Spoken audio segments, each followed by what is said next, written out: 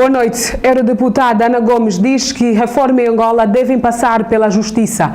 Deputados da UNITA preocupados com o funcionamento das unidades hospitalares de Luanda. A Associação Angolana de Defesa do Consumidor denuncia a falsificação de datas de validades de produtos alimentares.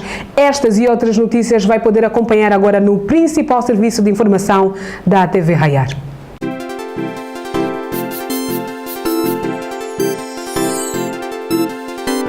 Seja bem-vindo ao Raiar Notícias. A Justiça Portuguesa insiste por vias legais em ouvir em Lisboa o antigo presidente da petrolífera estatal angolana Sonangol por envolvimento de crimes de corrupção e branqueamento de capitais, de acordo com a acusação do Departamento Central de Investigação e Ação Penal. A Justiça Portuguesa quer mesmo julgar o ex-vice-presidente de Angola, Manuel Vicente. A eurodeputada socialista Ana Gomes não tem dúvidas que assim será, por confiar na independência dos tribunais em Portugal. Fontes judiciais já avançaram que o julgamento está agendado para janeiro de 2018, depois da diligência junto das autoridades angolanas. Espera que em Portugal ninguém tenha ousadia de impedir a Justiça de fazer o seu trabalho. Tanto quanto sei, houve uma consideração de um tribunal de recurso no sentido de manter a submissão de Manuel Vicente, não lhe reconhecendo qualquer imunidade. Portanto, o processo de investigação de branqueamento de capitais deverá prosseguir em Portugal, afirma Ana Gomes em entrevista à DW. Antes, o chefe da diplomacia angolana, Manuel Augusto, afirmou em defesa do ex-vice-presidente Manuel Vicente que enquanto não tiver um desfecho, o Estado angolano não se moverá nas ações de colaboração com Portugal. A eurodeputada Ana Gomes diz, no entanto, que é absurdo ver o Estado angolano a fazer ponto de honra em defesa de Manuel Vicente, pois o caso remonta ao período em que Vicente liderava Sonangol antes da sua nomeação para a vice-presidência angolana, quando não estava coberto de nenhumas imunidades. Mesmo se tivessem sido atos ocorridos durante o seu tempo como vice-presidente de Angola, Vicente não teria imunidade diplomática. Apenas o chefe de Estado poderá considerar-se imune nos termos da Convenção Diplomática de Viena, sublinha. Os deputados do grupo parlamentar da UNITA estão preocupados com o funcionamento das unidades hospitalares da cidade capital. O pronunciamento foi feito à margem da campanha de sensibilização da população sobre os riscos do HIV-Sida, enquadrada no Dia Mundial da Luta contra a Doença. Depois do Hospital Esperança e do Instituto de Luta contra a SIDA, o município de Viana foi agraciado pela visita dos parlamentares da bancada da UNITA, Miraldina Jamba e Maurílio Luei, ambos da 6ª Comissão da Assembleia Nacional, que responde pela saúde e educação, ciências e tecnologia. Juntamente com jovens da Jura, realizaram uma campanha de sensibilização de combate e prevenção do SIDA, tendo a Casa da Juventude o ponto de partida, passando a palavra de pessoa a pessoa sobre os riscos e prevenção da doença. A deputada Miraldina Jamba dirigiu o grupo até a Praça do Nosso Super, onde pôde trocar experiência com os vendedores sobre os seus conhecimentos do vírus da SIDA. A deputada pediu àqueles que têm um familiar vivendo com a doença para que não o desamparem. A parlamentar falou à TV Raiar do objetivo da campanha no município. O objetivo desta atividade insere-se numa campanha promovida pelo Grupo Parlamentar da UNITA, uma vez que o dia 1 foi o Dia Internacional da Luta contra o SIDA e nós, como fazemos parte da 6ª Comissão da Assembleia Nacional, que trata da saúde, da educação, do ensino superior, da ciência e tecnologia, no quadro da Comissão da Saúde, então nós estamos a promover esta campanha de explicação, de estar em contacto com a juventude, com a sociedade, com os cidadãos, para explicar as formas de prevenir a SIDA. Sabemos que é um flagelo mundial, mas que é preciso que as pessoas tenham cada vez mais informação para poderem prevenir a doença. Uma das preocupações do nosso grupo parlamentar da UNITA é trabalharmos no sentido de podermos, nos debates sobre o Orçamento Geral do Estado, informar o Executivo no sentido de se aumentar o orçamento destinado à saúde, sobretudo, e à educação.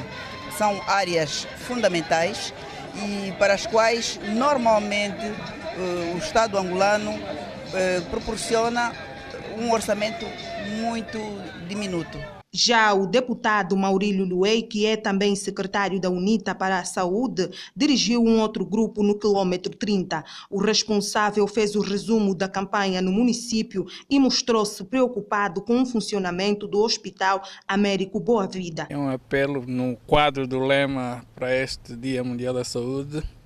É um apelo para que as pessoas possam fazer o teste para conhecer o seu estado serológico, porque assim podem rapidamente assumir atitudes de combate. Ontem, quando estivemos no Hospital Esperança, fomos alertados para os profissionais de um problema que está a assumir praticamente contornos de um flagelo social, que é o problema da violência sexual. A violência sexual tem naturalmente relações com o HIV, SIDA, porque muitas destas vítimas da violência sexual acabam indo para os hospitais Hospital de Esperança, no caso, para fazer tratamento preventivo. Falou da contribuição do partido para o combate do SIDA em Angola e deixou uma mensagem ao povo angolano e, em particular, aos vianenses. O grupo parlamentar da UNITA decidiu associar-se às celebrações do Dia Mundial da Luta contra o SIDA. Desta forma, estivemos a visitar o Instituto Nacional de Luta contra o SIDA, o Hospital Esperança, e também participamos do ato central que ocorreu no Palácio da Justiça. E hoje decidimos engajar os jovens em atividades de rua, de sensibilização sobre a doença. Estivemos na Vila de Viana, ali nos arredores da Casa de Juventude, e estivemos também no Mercado de 30, abordando diretamente pessoas, passando informação sobre a doença, que é desta forma que se pode contribuir para a prevenção contra a SIDA. Portanto, depois do Asa Branca e Viana, fiscais do mercado do Kikolo, em Luanda, estão descontentes com a nova administração. Esta matéria vai poder acompanhar depois do intervalo. Em todo o mundo, dia 1 de dezembro é o dia de luta contra a SIDA. Este ano, o tema escolhido é Direito à Saúde. Todas as pessoas, independentemente da idade, do género, de onde vivam ou de quem amem, têm direito à saúde. O Dia Mundial da Luta contra a SIDA visa despertar a população sobre a solidariedade para com as pessoas que vivem com VIH e SIDA. A SIDA foi descoberta no início dos anos 80 e já matou mais de 30 milhões de pessoas no mundo inteiro, principalmente na África.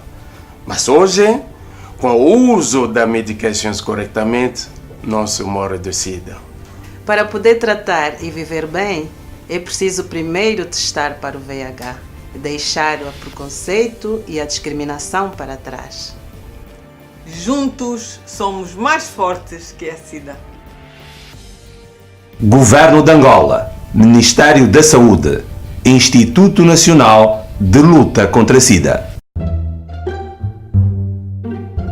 Você pode ter várias opções. Atrapalhar-se com 6, confundir-se com o 5, enganar-se com o 4, decepcionar-se com o 3, ser traído com o 2. Mas só um pode te levar à felicidade. TV Raiar, a televisão número 1. Seja bem-vindo à segunda parte deste jornal. Depois do Asa Branca e Viana, fiscais do mercado do Kikolo em Luanda, estão descontentes com a nova administração local por supostas falta de respeito, más condições de trabalho e atraso salarial. Os fiscais e trabalhadores da área do saneamento básico do mercado Kikolo, situado no município de Cacoaco, mostram-se insatisfeitos com o novo administrador do mercado, Virgílio Basílio, e com o novo gestor do referido mercado, um senhor apenas identificado por Manico, por alegada falta de respeito e más condições de trabalho. O baixo salário, em função do árduo trabalho que desempenham, também faz parte do leque de reclamações apresentadas em exclusivo à TV Raiar. Da chegada do senhor Manico, fez promessas de contrato e fez muita coisa, mas não está cumprindo nada. E a única coisa só que ele de melhor que ele está fazendo na sua parte é só dando suas palestras quando ele chega, não quer reunir com ninguém, dando promessas e ofensas, chamar os trabalhadores de gatuno. Então, isso aqui mancha aos trabalhadores em geral, porque não é bom. Nós somos pai de filho, chegamos aqui no trabalho e nos chamam como gatunos, isso não é muito melhor. Sobre essa situação, é o saneamento básico que estamos aqui a discutir. Então, nós somos homens do saneamento básico no mercado do Kikolo. Do jeito que a semana passaram no mercado, nenhum do saneamento básico funcionou. Através de quê? Mano, o saneamento básico é um trabalho de muito risco. Nós trabalhamos com muito risco, não temos proteção. Pegamos fezes de outra pessoa que nós não sabemos ser de quem. Então, ganhamos mensalmente 14 mil kwanza. Madalena Joaquim, uma das funcionárias indignada com a situação, não se coibiu a falar dos maus tratos que têm recebido por parte da nova direção do mercado. Senhor Presidente, olha para esse lado do Cacoaco, o teu povo está a chorar. O teu povo está a chorar amargamente. Olha para esse lado. A mudança de Cacoaco não é mudança. Não é mudança, só ofensa. Nos chamar de gatuno. Essa gestora aqui tem que lhe chamar particularmente para ser corrigido. Não diz que um pai não pode ralhar. Não diz que um pai não pode corrigir. O nosso pai aqui só nos ofende. De manhã é disparado, de tarde é disparado. Até agora, o nosso salário, ainda agora que ele começou, já tem quilape. 154 homens que fazem limpeza do mercado do Kikolo geral. Mas agora, dia 4 de outubro, que ele recebeu o mercado, ele já proibiu os homens da limpeza para ninguém trabalhar, para ninguém cobrar o seu dinheiro. É só trabalhar e não cobrar o dinheiro. E nós ficamos engasgados. Como é que nós vamos poder trabalhar e não vamos ganhar? Virgílio Basílio, administrador do mercado Kikolo, contactado a respeito, fala a situação que tem estado a gerar o mal-estar entre a sua administração e os fiscais. O salário em atraso, como é que nós vamos ficar sem 3 meses sem o salário se nós só estamos a gestão do mercado ainda há 2 meses? Nós temos a gestão do mercado ainda há 2 meses, então já podemos dar conta que essa informação é falsa. Porque a gestão do mercado do seu Manico ainda só recebeu a gestão do mercado há 2 meses. Como é que alguém já vai vir dizer que já está 3 meses sem salário? Exatamente. A gestão passada teve uma dívida e nós nos responsabilizamos com essas dívidas. E muitos deles já suprimos essas mesmas dívidas. Alguns que ainda não receberam é pela função de muitos deles não terem a documentação certa legalizada. Só por isso é que não receberam ainda os pagamentos que a gestão anterior teve. O saneamento básico é uma situação que nós constatamos, porque quando nós mandamos recrutar o pessoal, nós mandamos recrutar apenas 100 homens, mas entre eles começaram a se recrutar e no momento do pagamento apresentaram uma demanda excessiva. Diante da nossa equipa, os fiscais do mais funcionário da administração do mercado Kikolo mostraram a realidade e a prova da forma pouco digna como têm alimentado todos os dias com uma única dieta semanal composta por arroz e feijão macunde.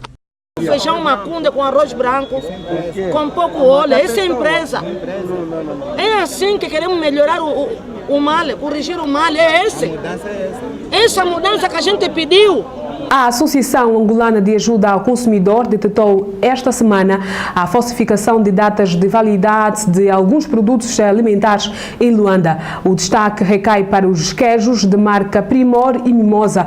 Muitos deles vendidos na via pública, expirados em junho deste ano, com as datas de validade falsificadas para junho de 2018. Este assunto abre a síntese nacional. Ouvido em exclusivo pela TV Raiar via telefónica, o porta-voz da Associação Pedro Bala alerta a população a ter alguma cautela com determinados produtos. Os membros da nossa associação constataram uma quantidade enorme de queijo de marca Primor e Mimosa com as datas de validade falsificadas. Elas já tinham expirado no mês de junho deste ano, e o fornecedor coloca uma data que vai até ao mês de junho de 2018. E nós tivemos a mobilidade de constatar e ver que, de facto, são produtos que estão disponíveis ao mercado e que são nocivos, de facto, para o consumidor. E o consumidor é o ponto das nossas preocupações. Portanto, nós denunciamos ao INADEC que existem no mercado queijo de marca Primor e Mimosa com datas de validade falsificadas. O porta-voz da Associação Angolana de Ajuda ao Consumidor receia que o aumento da procura, sobretudo durante a quadra festiva, venha a estimular o crescimento de casos de falsificação das datas de validade de alguns produtos alimentares.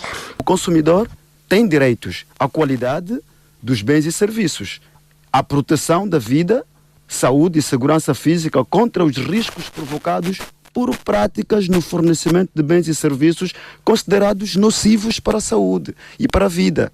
E, portanto, nós estamos aqui entregues nessas atividades para ver se conseguimos descortinar mais irregularidades que o mercado apresenta, principalmente nessa quadra festiva, em que o fornecimento de bens e serviços vai triplicar, a procura vai aumentar e a maior susceptibilidade dos consumidores a adquirirem produtos nocivos para a saúde. Importa referir que estas denúncias surgem na sequência de uma série de atividades de sensibilização levadas a cabo pela Associação Angolana de Ajuda ao Consumidor, que começou no mercado de Trinta, em Viana, e foi extensiva aos vendedores ambulantes de outros mercados da cidade capital, cujo objetivo foi a divulgação de informações importantes referentes à defesa dos consumidores e à vistoria de alguns produtos alimentares. Destas atividades, constataram-se a falsificação de datas de validade dos queijos de marca Primor e Mimosa, muitos deles vendidos na via pública, expirados em junho deste ano e com as datas de validade falsificadas para junho de 2018. Analgésicos, antimaláricos, antibióticos e medicamentos para o tratamento de disfunção eréctil são os fármacos contrafeitos que mais chegam a Angola, informaram as autoridades sanitárias, que, no entanto, desconhecem a quantidade de medicamentos falsificados em circulação. Antibióticos estão entre os medicamentos mais frequentes. A informação foi prestada em Luanda pelo Inspetor-Geral da Saúde, Miguel de Oliveira, que falava ao jornalista à margem do simpósio sobre a contrafação e reações adversas a medicamentos, tendo acrescentado que uma grande parte dos medicamentos contrafeitos detectados pelas autoridades chegam da China, Índia, Nigéria e RDC. Mas não estamos a dizer que todos os medicamentos provenientes da China e da Índia sejam contrafeitos, porque eles são também os melhores fabricantes e obedecem a todas as normas, pese embora existirem ainda também indústrias falsificadoras, explicou. Miguel de Oliveira, que admitiu ser difícil detectar medicamentos contrafeitos pelo simples olhar, garantiu que a Inspeção-Geral do Ministério da Saúde tudo faz para controlar os medicamentos importados, revelando, porém, que as autoridades não têm números reais sobre a contrafação no país. O secretário de Estado da Saúde, Valentim Altino Matias, sublinhou que os medicamentos contrafeitos matam silenciosamente e as principais vítimas são pessoas que possuem fracos recursos financeiros para a aquisição de medicamentos. Os industriais de panificação e pastelaria de Angola vão propor ao governo a atribuição de um plafond em divisas para assumirem como uma cooperativa própria a importação de equipamentos e matéria-prima, travando a especulação no setor.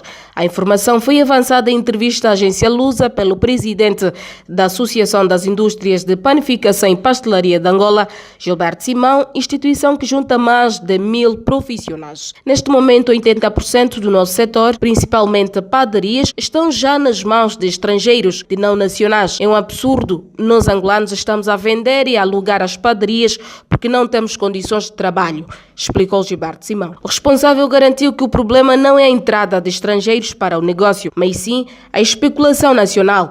À volta da importação de matéria-prima e equipamentos, ao fim de quase 3 anos de dificuldades de acesso a divisas devido à crise em Angola. Os estrangeiros, ou prefiro dizer não nacionais, não têm culpa, até estamos com associados. O problema é o sistema que está criado. Gilberto Simão garantiu que o assunto vai ser tema principal a debater no primeiro encontro nacional do setor de produção de pão que a IPA vai realizar na província de Benguela entre 13 e 14 de dezembro. O responsável fala mesmo num problema de monopólio das importações do setor, à semelhança do que aconteceu este ano no que a farinha de trigo, cujo saco de 50 quilos disparou para 30.000 kwanzas, equivalente a 150 euros, fazendo aumentar drasticamente o preço do pão ao consumidor. Depois da intervenção do governo através do interposto aduaneiro de Luanda, que passou a importar e vender aos produtores, o saco da farinha voltou para 7.000 kwanzas,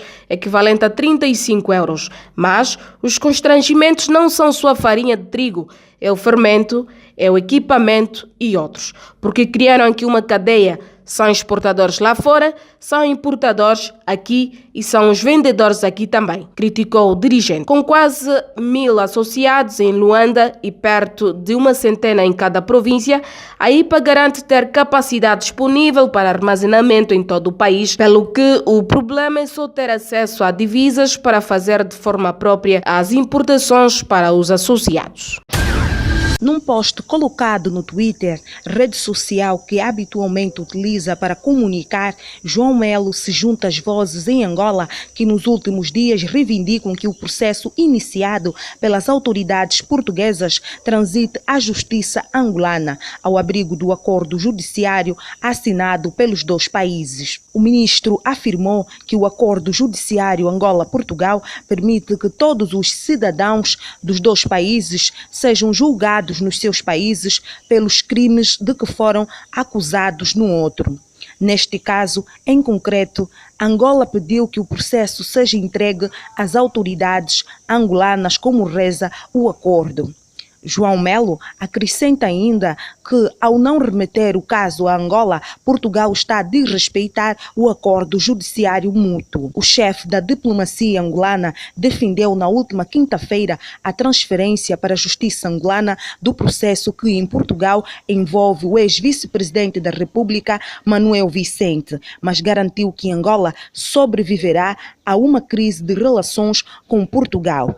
Em declarações à imprensa, o ministro das Relações Exteriores, Manuel Augusto, alertou igualmente que Angola não está à procura de briga, mas que não vai fugir dela para defender a soberania e dignidade do país. Em causa está o caso Operação FIS, processo em que o ex-vice-presidente da República e ex-presidente do Conselho de Administração da Sonangol, Manuel Vicente, é suspeito de ter corrompido em Portugal Orlando Figueira, quando este era procurador do Departamento Central de Investigação e Ação Penal do Ministério Público, que investiga a criminalidade mais grave e organizada e sofisticada, designadamente de natureza econômica. Com este pedido, realçou o ministro das Relações Exteriores de Angola, o Estado angolano está apenas a fazer recurso a um instrumento judiciário que existe entre os dois países de cooperação em matéria judicial. De recordar que a primeira sessão do julgamento de Manuel Vicente em Portugal está marcado para o dia 22 de janeiro de 2018. A ONG Human Rights Watch acusa Kabila de recrutar antigos rebeldes do M23 para reprimir as manifestações de dezembro do ano passado na República Democrática do Congo. Episódio de violência que deixou dezenas de mortos. Para ver esta e outras matérias na síntese internacional que segue. Acompanhe.